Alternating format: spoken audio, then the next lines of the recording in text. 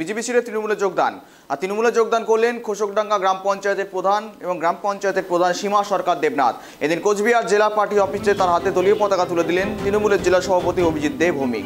বিজেপির গড় বলে পরিচিত ঘোসকডাঙ্গা গ্রাম পঞ্চায়েতের হাতছাড়া হলো বিজেপির, ফলে গত লোকসভা নির্বাচনের পর দলবদলের সবচেয়ে বড় চমক দিল শাসক দল। তবে এই দলবদল নিয়ে কিছুটা নিশ্চুপ বিজেপি শিবিরও।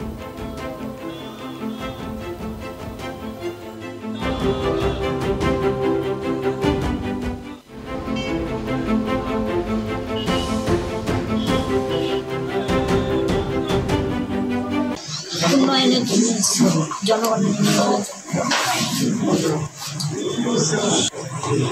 জনগণের উন্নয়নের এতদিন করতে পারছিলেন না,